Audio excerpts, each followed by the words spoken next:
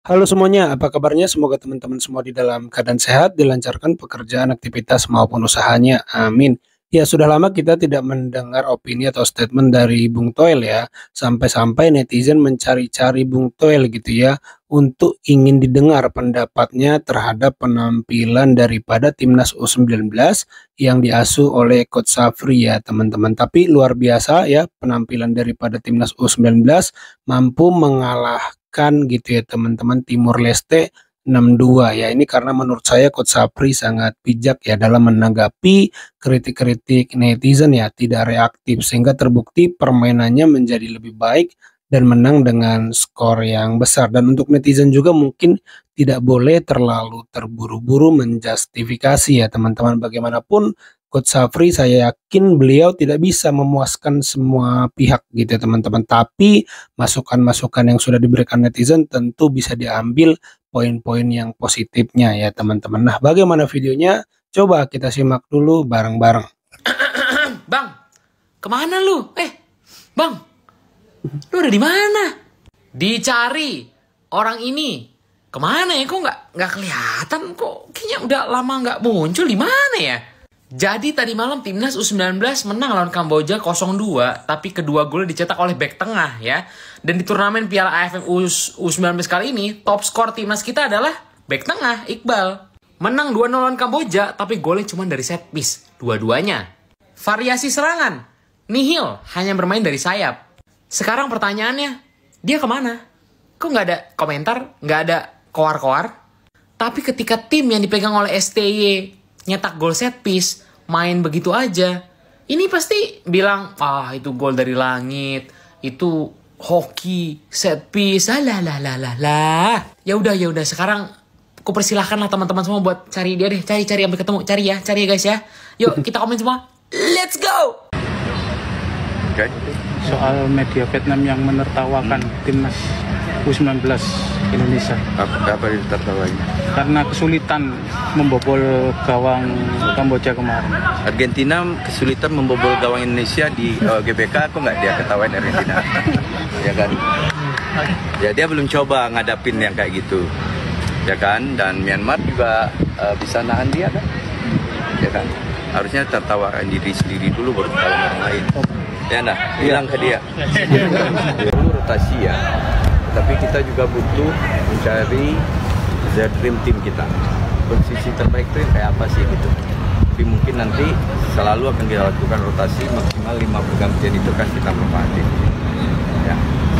Kita merotasi jangan ini saya minta jangan ada dikotomi Jan Driven, kakak, ya kan, keturunan, tidak ada lagi kita bicara keturunan di sini. Jangan tidak baik, ya, tidak perlu dikembangkan itu. Jan Driven bisa aja besok starter, ya, dan kakak juga bisa starter.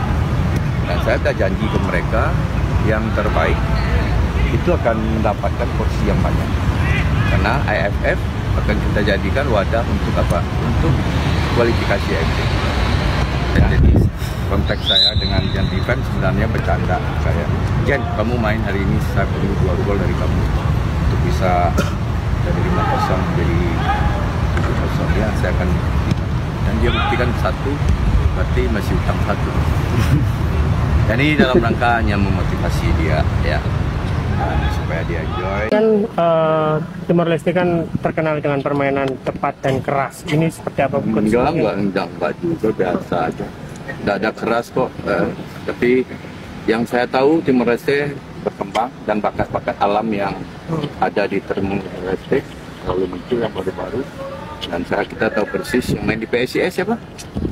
Freitas ya, banyak pemain-pemain berbakat. Kemarin juga ada nomor 7, nomor 10, nomor 15, ya kan, pemain-pemain berbakat yang ada di iya kan sudah tiap saat kita kalau di Asia Tenggara, Timur Leste, saya pikir mereka juga berkembang kan, termasuk tim-tim lain, Laos. Tim-tim usia muda hampir semuanya udah merata. Singapura juga kemarin saya lihat bagus. Ini yang diwaspadai dari Timor Leste apa? Ya semua pemain harus diwaspadai ya, dan makanya kita menyiapkan 2 plan. Apakah dia bermain terbuka, ya kita siapkan kategori ini Apakah dia bermain realistis, ya, dia main dengan deep, ya kita juga bisa. Artinya para pemain yang turun bagi timnas Indonesia U19 itu harus bisa bermain dengan mengandalkan visi, alias kecerdasan. Kalau mainnya hanya mengandalkan kekuatan otot dan juga kecepatan, saya pikir tidak akan bisa lolos ke Piala Dunia. Karena di era sepak bola modern, apakah itu di level senior atau juga di level U19, apalagi U16, level kecerdasan harus tinggi untuk bisa bermain at the top level.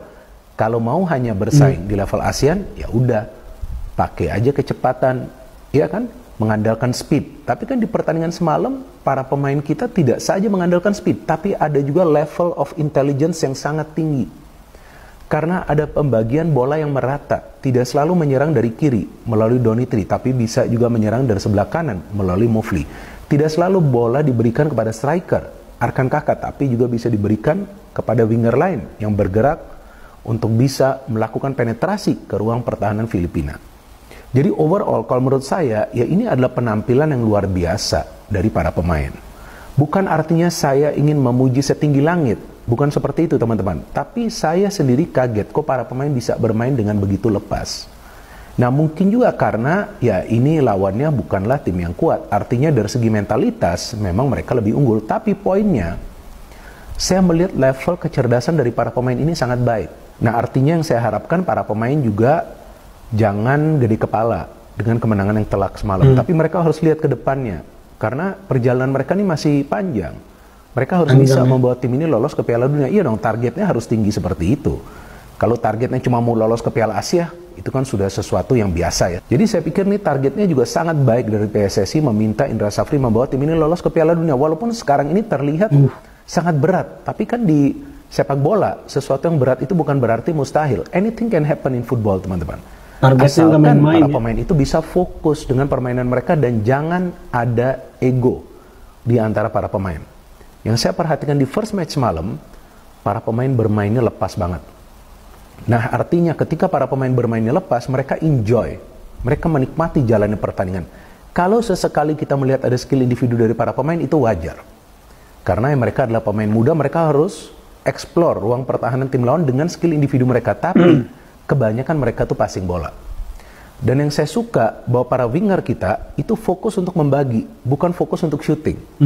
Ya kan, ini kan mainnya pakai wingback, kemudian main pakai penyerang sayap. Rizky Afrizal bisa memberikan passing, Arli bisa mencetak gol, tapi dia beberapa kali memberikan umpan kunci, ya kan.